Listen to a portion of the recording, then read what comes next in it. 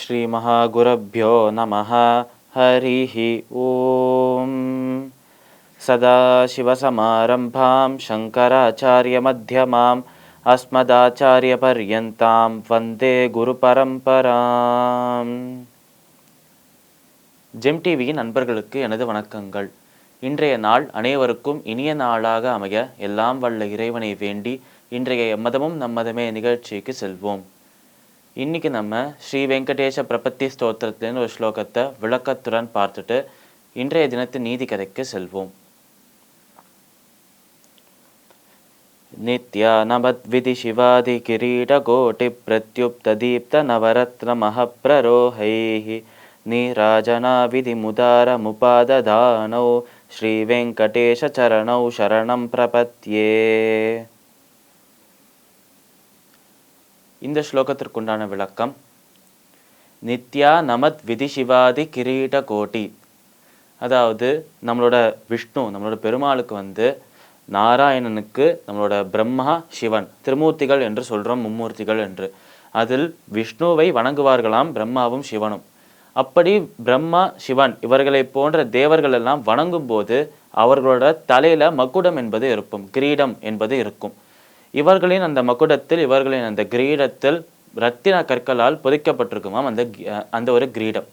அதனால் இவர்கள் எல்லாம் பெருமாளின் அந்த திருவடியில, பெருமாளின் அந்த பாதங்களில் விழும்போது, சரணாகதி செய்யும் போது, அவரை பணியும் போது, அவரிடம் வேண்டுகோள் செய்யும் போது, அந்த சமயத்தில் இந்த தேவர்களின் கிரீடங்கள்ல இருக்கும் அந்த இரத்தின கற்கள் அது ஒளி வீச ஆரம்பிக்குமாம்.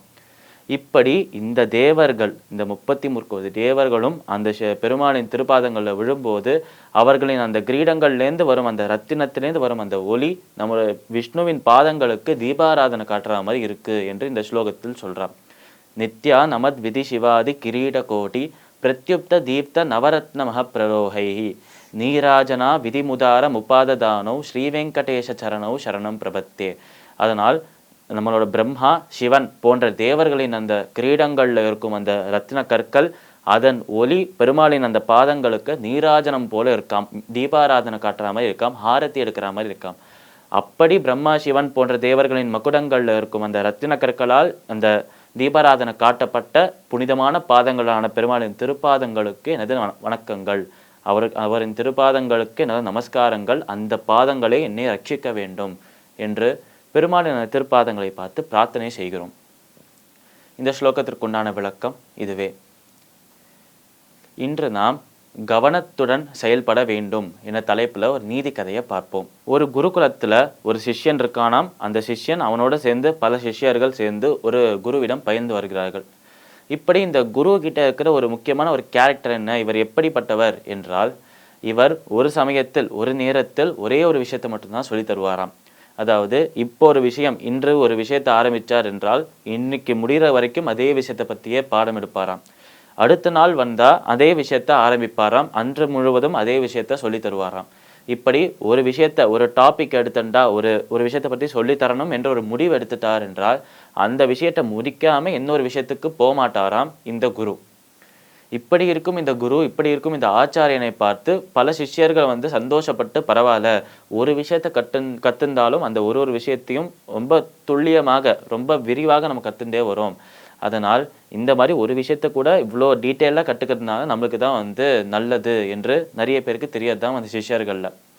ஆனால் அந்த கூட்டத்தில் இருந்த ஒரே ஒரு சிஷ்யனுக்கு மட்டும் அந்த குரு மேலே ஒரு கோபம் வராது தான். ஏனென்றால் இந்த குருகுலத்தில் நான் ஏன் சேர்ந்தேன்னா நிறைய விஷயங்களை கற்றுக்கணும், நல்லா புத்திசாலி ஆகணும், அறிவாளி ஆகணுங்கிறதுக்காக தான் இந்த குருகுலத்தில் சேர்ந்தேன். ஆனால் இவரோ ஒரு நேரத்தில் ஒரே ஒரு விஷயத்தை மட்டும்தான் சொல்லித்தரார். அதனால் நான் ஒரே நேரத்தில் பல விஷயங்களை கற்றுக்கலாம்னு நினைக்கும் போது எனக்கு இந்த குருகுலம் தகுந்த மாதிரி தெரியல, நான் வேற குருகுலத்துக்கு போகலாம் என்று இருக்கேன் என்று அந்த ஒரு சிறுவன், அந்த ஒரு சிஷ்யன் குரு கிட்டேயே போய் சொல்கிறாராம். இந்த மாதிரி எனக்கு பல விஷயங்களை ஒரே நேரத்தில் கற்றுக்கணும்னு ஆசை, ஆனால் அந்த ஒரு பல விஷயங்களை உங்களால் ஒரே நேரத்தில் கற்றுக் கொடுக்க முடியாது, அதனால் நான் வேற குருகுலத்தில் போய் கற்றுக்கிறேன் என்று சொல்கிறானாம் இந்த சிஷ்யன்.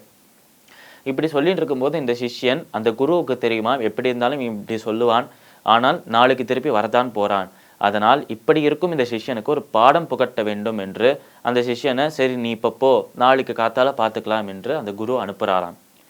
இப்போ இந்த சிஷ்யனை அனுப்பினதுக்கப்புறம் அந்த குரு மனதில் ஒரு பிளான் ஓடுறதாம். அவர் ஒரு யோசனை செய்கிறாராம், இந்த சிஷ்யனுக்கு எப்படி உண்மை தத்துவத்தை புரிய வைக்கிறது என்று.